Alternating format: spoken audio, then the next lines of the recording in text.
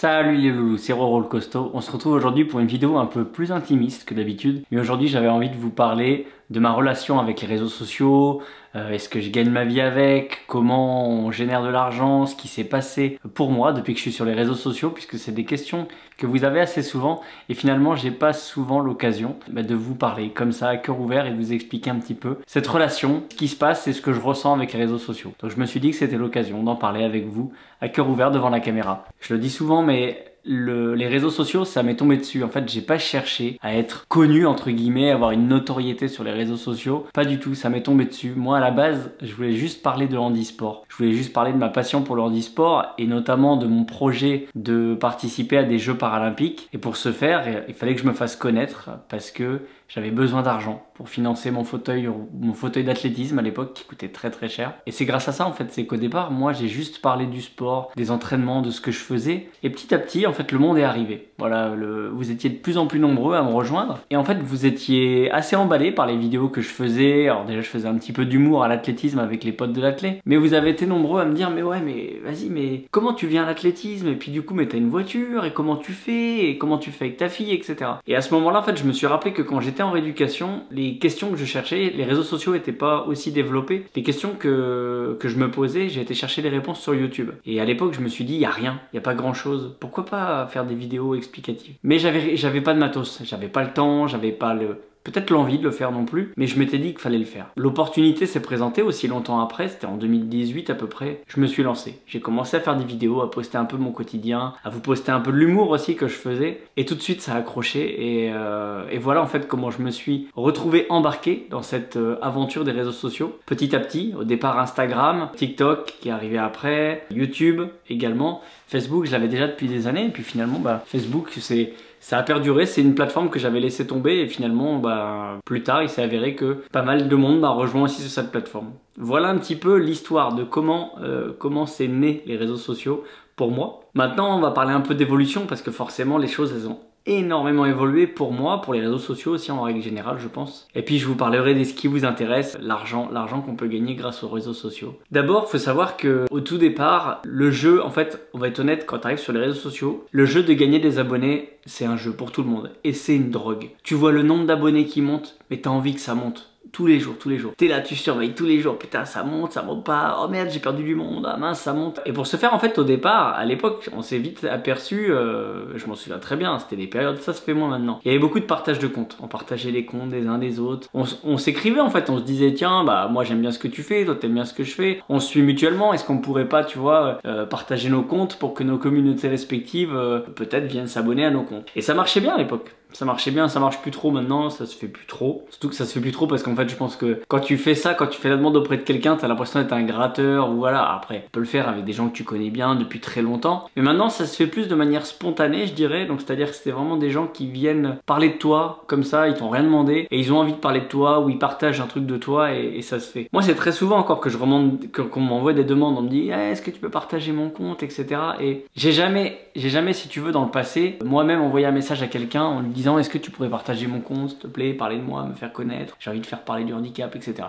Et je l'ai pas fait parce que j'avais pas cette envie en fait d'opportunisme si tu veux, de dire vas-y je vais gratter un peu d'abonnés par là. Je l'ai jamais fait, voilà. Alors j'en ai encore beaucoup qui me l'envoient. Alors sachez déjà, quand vous faites la demande, déjà essayez d'être abonné à la personne. Ça envoie déjà un meilleur signal, mais voilà, ça peut se faire. Maintenant, moi personnellement, c'est ce que je réponds aux gens qui me demandent, je réponds toujours poliment. C'est-à-dire que je leur dis, écoute, je te ferai ça de manière spontanée, mais là comme ça quand on me demande, non, parce que j'ai l'impression qu'en fait on me dit, tiens partage ça de moi, parle de moi. Qu'on me donne un ordre, et j'aime pas qu'on me donne des ordres.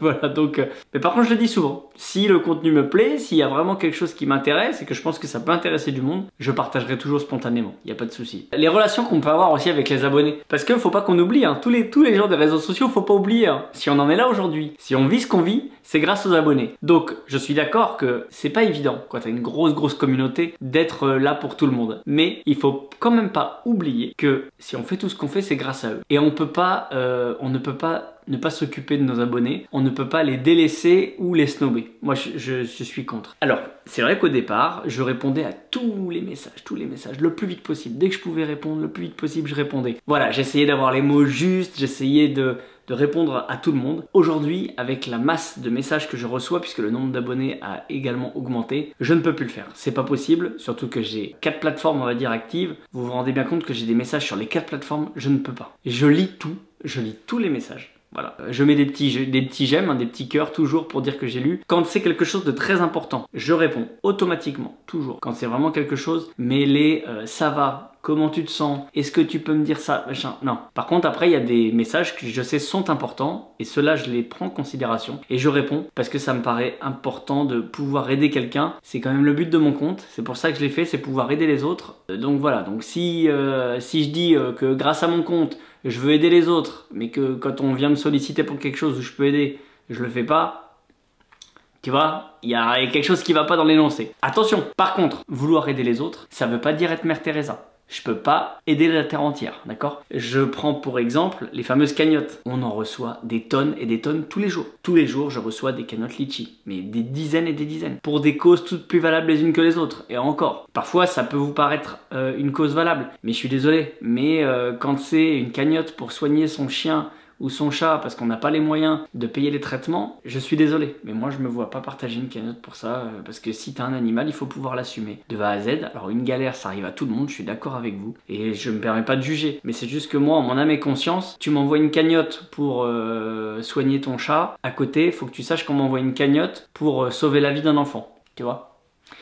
J'ai fait le choix de plus partager de cagnotte, jamais, parce qu'en fait, le problème c'est que au départ, j'en partageais de temps en temps et du coup, je me prenais des « Oh, mais pourquoi lui plus que moi ?» voilà. Ou alors, j'avais justement, quand je partageais une cagnotte, au lieu d'en recevoir 10, j'en recevais 50 dans la foulée. Donc voilà, j'ai fait le choix et en accord avec mes abonnés, avec vous, parce que vous non plus, c'est pareil, vous n'êtes pas des vaches à lait. Je sais qu'on fait ce qu'on peut, on n'a pas tous des moyens extensibles et du coup voilà, je sais que pour beaucoup, un sou est un sou et malheureusement, vous ne supporteriez pas de voir des vingtaines de cagnottes tous les jours dans mes stories.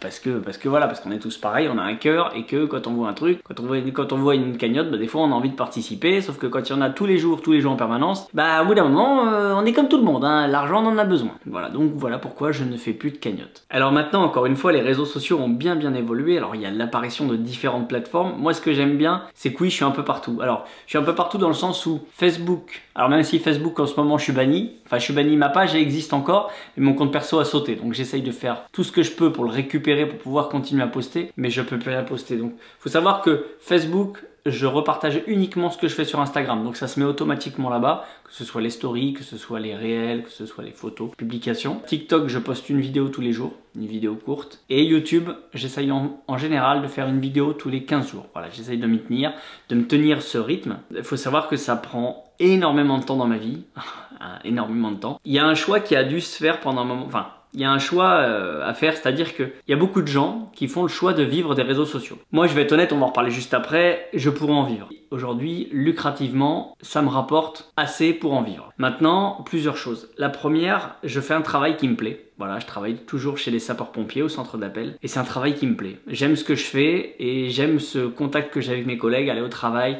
revoir mes collègues et tout ça. Voilà, c'est quelque chose qui me manquerait, je pense, de pas y aller. J'aime ça, donc j'ai pas envie de le quitter. Ça, c'est la première chose. Après, c'est sûr que pour faire du contenu, pour faire plus de contenu, si j'avais du temps libre, c'est-à-dire que si je ne travaillais pas, par exemple, c'est sûr que j'aurais beaucoup plus de temps pour faire des vidéos, pour penser au montage de la journée, pour réfléchir à des scénarios, pour faire des partenariats peut-être avec d'autres youtubeurs ou d'autres personnes des réseaux sociaux. Et c'est vrai que quelque part, je me prive un petit peu de cette opportunité-là, de pouvoir faire plus de contenu encore que ce que je fais, ou de les étaler plus facilement, enfin voilà. Mais voilà, mais c'est vrai que j'ai fait ce choix de continuer à travailler pour l'instant. Je sais pas de quoi l'avenir est fait. Il y a beaucoup de gens qui ont arrêté les réseaux sociaux, il y a beaucoup de gens qui vivent maintenant des réseaux sociaux. Il y a eu une période pendant un moment où il y a beaucoup de monde qui s'est lancé vraiment à travailler que avec les réseaux sociaux et à quitter leur boulot. Et moi en fait j'avais pas envie d'avoir cette épée de Damoclès au-dessus de la tête, de me dire si demain j'arrête mon boulot, ma seule source de revenus c'est les réseaux sociaux.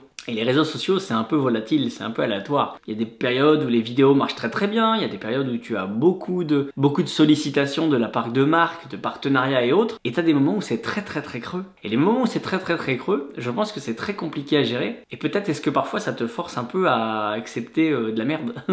Dire, moi j'ai cette chance de pouvoir choisir ce que je veux faire.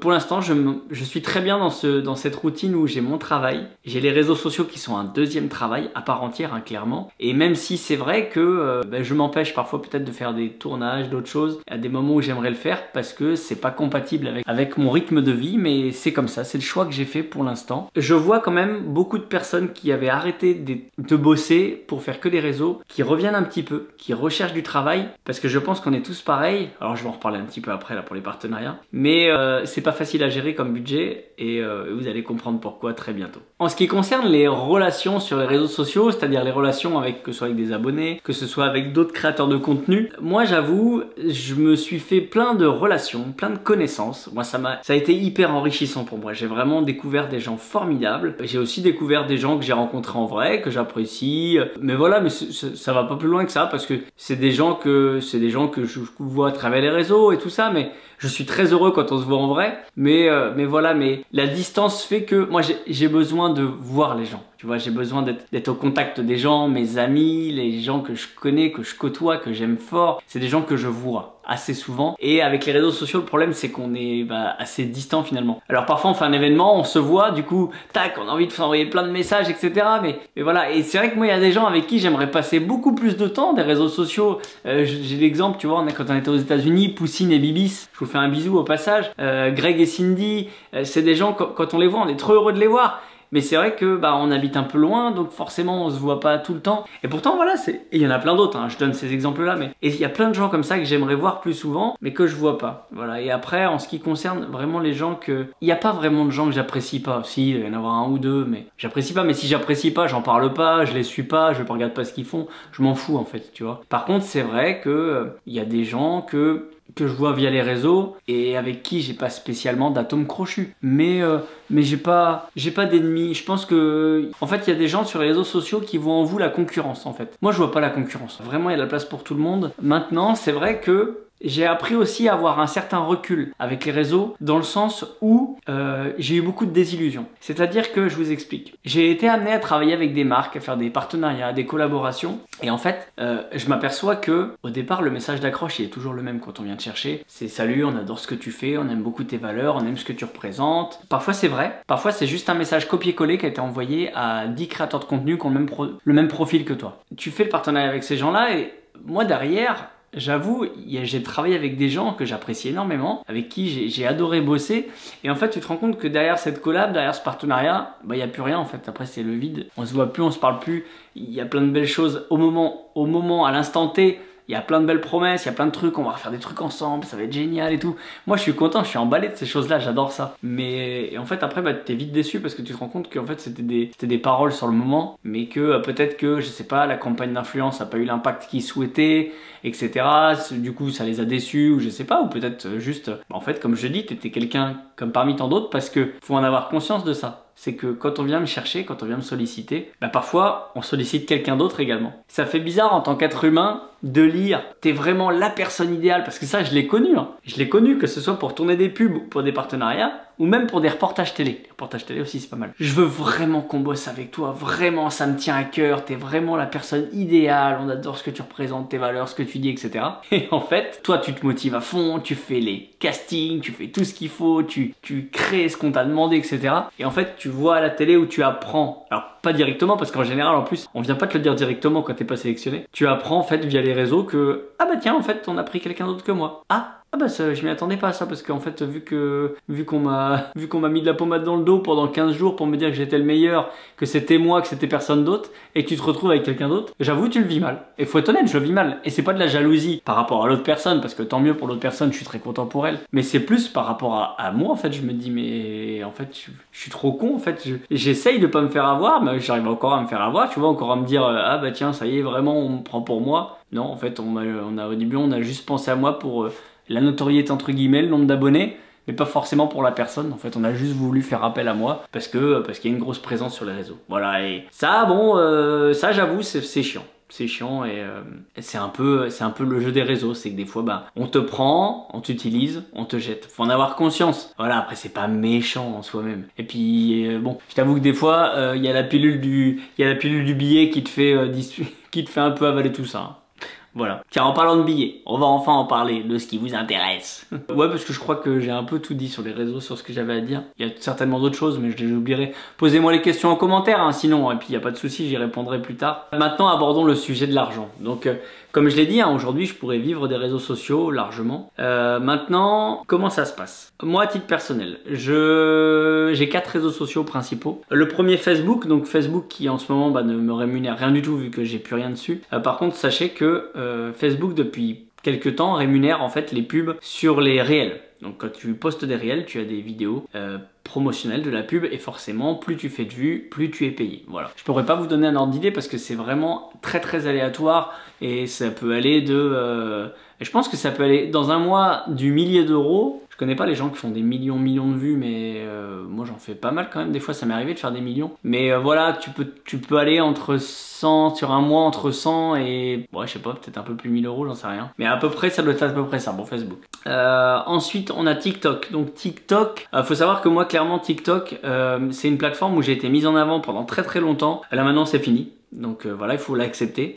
Il y a d'autres profils qui arrivent, alors ils gardent quand même leur chouchou entre guillemets. Et je dis pas ça méchamment, hein. Chouchou c'est vraiment qu'ils ont des têtes d'affiche entre guillemets sur TikTok qu'ils laissent en avant en permanence. C'est vraiment des gens qui pour eux sont voilà, au-dessus, il faut les mettre tout le temps en avant. Voilà, donc ces personnes-là qui fassent de la merde, qui fassent des vidéos cool ou quoi que ce soit, ils seront toujours mis en avant parce qu'ils ont voilà, ils ont ce petit truc sur la plateforme, ça plaît à la plateforme et ça plaît aux abonnés de la plateforme. Donc mais encore une fois, aucune jalousie, il y a de la place pour tout le monde. Moi voilà, moi j'ai eu cette période où j'étais au top. Donc faut savoir que pour être rémunéré sur TikTok, la plateforme maintenant, moi je suis au programme bêta. Donc programme bêta, en fait, tu es rémunéré uniquement sur les vidéos qui font plus d'1 minute. C'est-à-dire que même si tu fais 1 million de vues ou 1,5 million de vues sur une vidéo qui fait 30 secondes, ça ne te rapportera absolument rien. Il faut faire des vidéos de plus d'1 minute. Les vidéos de plus d'1 minute, en revanche, c'est pareil. Donc ça dépend, c'est pas un taux fixe, ça va dépendre de ta rétention, de ton RPM, ils appellent ça. Me demandez plus ce que ça veut dire, je sais plus. Mais voilà, mais c'est vrai que par contre sur TikTok, et là c'est pareil,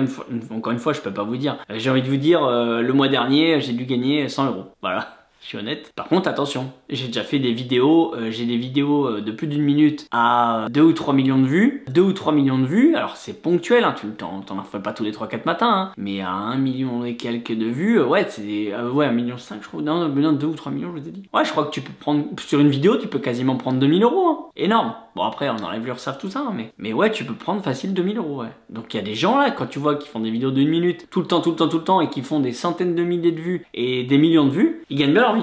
Ils gagnent très bien leur vie. Après, moi je fais pas de match, hein, je suis pas un mendiant de TikTok, donc je fais pas de match sur TikTok. De toute façon, je suis banni de live, et même si j'étais pas banni, j'en ferais pas, parce que je me vois pas demander de l'argent à des pauvres gens qui ont déjà pas beaucoup de sous, et puis enfin bref, c'est encore un autre débat ça. Mais voilà, moi les matchs TikTok ça m'insupporte, les mendiants là ça me rend fou. Les gens qui demandent de l'argent à des pauvres abonnés ou des mineurs qui ont pas de sous alors qu'eux ils sont blindés, ça me fait gerber. Venons-en à YouTube. Donc YouTube, forcément, on connaît tous un petit peu plus le principe de YouTube. Quand tu as, alors faut avoir un certain nombre d'abonnés, un certain nombre de vues, un certain nombre d'heures de vues, et à partir de ce moment-là, tu débloques le programme où tu peux être rémunéré. Donc on est rémunéré sur les shorts. Ça c'est rien du tout, hein. Les shorts c'est vraiment... je saurais même pas vous dire, mais c'est rien du tout, hein. C'est quelques euros. Et après, tu es rémunéré forcément sur les vidéos longues, comme celle que vous êtes en train de regarder. Vous avez eu la pub au début, la pub me rapporte un peu de sous. Donc là, c'est pareil, c'est tellement aléatoire parce que ça dépend des périodes de l'année, ça dépend du nombre de vues. Moi, j'ai halluciné l'autre jour, je suis tombé sur une vidéo de Inoxtag qui disait que le million de vues, ça lui rapporte entre 2 et 7 000 euros, un truc comme ça. Waouh, ça fait rêver, hein. Moi, mes vidéos les plus lucratives, je suis à une centaine d'euros, 150 euros. C'est pour ça qu'en fait, je fais tout moi-même. Parce que j'aimerais bien avoir un monteur, hein, pour monter mes vidéos, comme ça, je gagnerais vachement de temps. Mais en fait, le problème, c'est qu'ils me prennent plus cher à monter que ce que me rapporte la vidéo. Donc je ne peux pas. Voilà. Donc voilà, YouTube, j'ai pas mal de monde, mais c'est pas encore assez rémunérateur pour pouvoir en vivre. Voilà. Et maintenant, venons-en au fait. Instagram, sachez que les vues ne sont pas payées. Il n'y a aucune rémunération sur les vues. Le seul moyen de gagner de l'argent avec Instagram, c'est les partenariats. Mais c'est vrai que même si j'ai des partenariats TikTok, YouTube, là où j'ai le plus de partenariats, c'est quand même Instagram. Donc mes partenariats, comment ça se passe? Soit les marques me contactent en direct, auquel cas je renvoie vers mon agence, soit c'est mon agence qui reçoit directement la proposition, ou ce sont elles qui vont chercher les marques pour travailler avec moi. Et ensuite, grosso modo, comment ça se passe? L'agence prend 20%. Alors, mon agence ou d'autres agences, hein, c'est quasiment, j'ai eu une autre agence avant, c'était la même chose, hein, c'est le même principe. Ils prennent 20% de la rémunération, donc toi, au moment où elle te propose le prix, c'est transparent, ça c'est enlevé, là, le 20% est enlevé. Toi, voilà, toi tu sais que on te propose en net tant. Bon, après, il faudra que tu enlèves la TVA, c'était la TVA, il faudra enlever l'URSSAF, les impôts, mais on sait que c'est ça, grosso modo, hein, pour ceux qui connaissent, le prix qu'on t'annonce, en gros, à la fin, tu en auras 40%. Une fois tout enlevé, les impôts, l'URSSAF, tout ça, tu auras 40% de ça. Voilà, donc maintenant, les montants, ils diffèrent. Ça dépend vraiment de ce que tu peux, ça dépend vraiment de la campagne que tu vas faire, ça dépend de quel format on va te demander, un réel, une publication, un concours, des stories. Et ça dépend aussi beaucoup de ce qu'on appelle le taux d'engagement, c'est-à-dire le nombre de personnes qui vont liker tes réels, voir tes réels, voir tes stories par exemple, parce que les stories, c'est vrai que vous imaginez même pas, mais les stories, c'est un truc de ouf. Des fois, il y a des gens qui n'ont pas beaucoup d'abonnés et qui ont beaucoup de monde qui regarde leurs stories, et t'as des gens qui ont beaucoup d'abonnés et t'as pas beaucoup de gens qui regardent leurs stories. Et ça dépend en plus, et ça alterne. C'est vraiment un truc de malade. Moi je vois par exemple, les périodes où ça va pas, où je suis malade, où je suis à l'hôpital, j'explose mes nombres de vues en story. C'est énorme. Enfin bon, bref. Et donc en fonction de tout ça, bah voilà, il y a un prix qui est proposé. Alors je vais pas dévoiler les tarifs, etc. Puisqu'en plus, comme je vous dis, ça dépend. C'est pas un nombre d'abonnés en fait, c'est vraiment le nombre, c'est le taux d'engagement et autres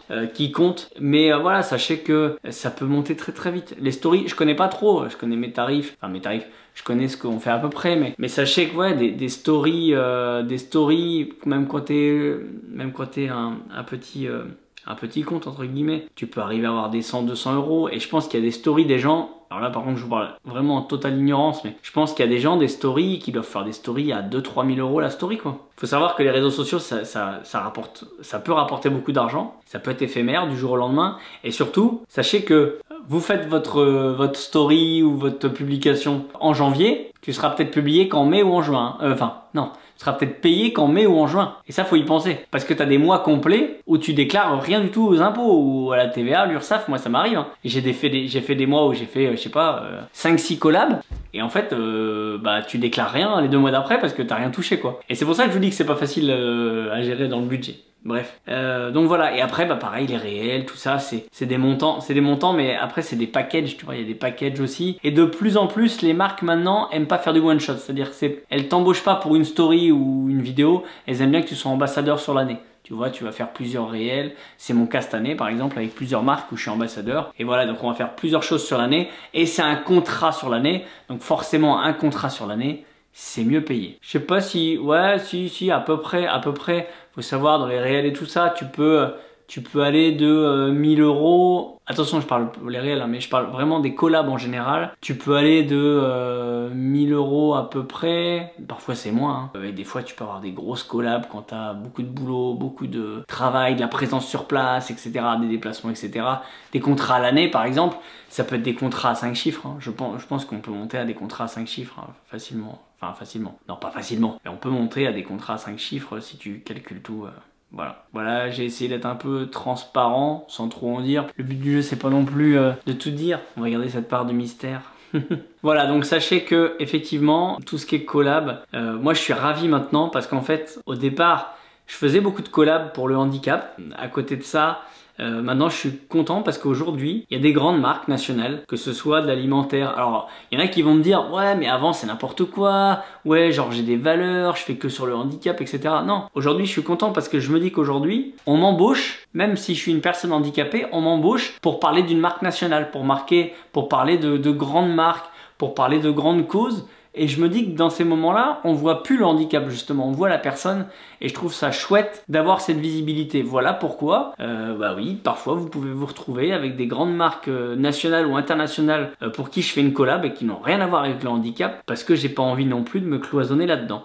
voilà, le handicap, c'est sûr que ça m'apporte beaucoup de contenu, mais j'ai pas envie d'être cloisonné dans ce genre de collab ou quoi que ce soit. Bon, et dernière chose, sachez que c'est vrai, grâce aux réseaux sociaux, donc il y a toute cette partie partenariat, mais il y a tout le reste aussi. J'ai l'opportunité de faire des conférences, j'ai l'opportunité de me déplacer dans les écoles, j'ai l'opportunité de, voilà, d'aller faire des manifestations, et c'est vrai que c'est pareil. Au départ, on m'en proposait quelques-unes, à côté de chez moi, pas très loin. Maintenant, quand on me demande de voyager dans la France entière, de poser 3 jours de congé pour aller faire quelque chose, vous comprenez bien que je peux pas toujours le faire gracieusement. C'est pas possible. Parce que je me dégage du temps pour faire ces interventions, pour faire tout ça. Donc c'est vrai qu'il y en a qui comprennent pas, qui disent oui, t'as pris le melon, t'as pris la grosse tête, tu te fais payer. Non, c'est juste que on est tous pareils. Hein. À la fin du mois, c'est pas le bénévolat qui vous fait vivre, hein. D'accord? Donc ça m'arrive encore de le faire. Tu vois là, justement, je viens de répondre aujourd'hui à une proposition d'une école pas loin de chez moi, et je vais aller faire une intervention dans cette école gratuitement parce que c'est un jour où je suis de repos et que je peux le faire et que ça me fait plaisir de le faire malgré tout. Mais voilà, mais c'est vrai que des fois, j'ai des associations qui me contactent et c'est toujours délicat parce que moi j'ai pas envie de prendre de sous à une association qui a déjà pas de thunes, mais du coup je peux pas le faire gratuitement, donc des fois je suis obligé de refuser et les gens comprennent pas forcément et le prennent un peu mal. C'est dommage. Voilà, c'est dommage, faut essayer de se mettre un petit peu à notre place de temps en temps, se mettre à la place des gens, ça fait du bien,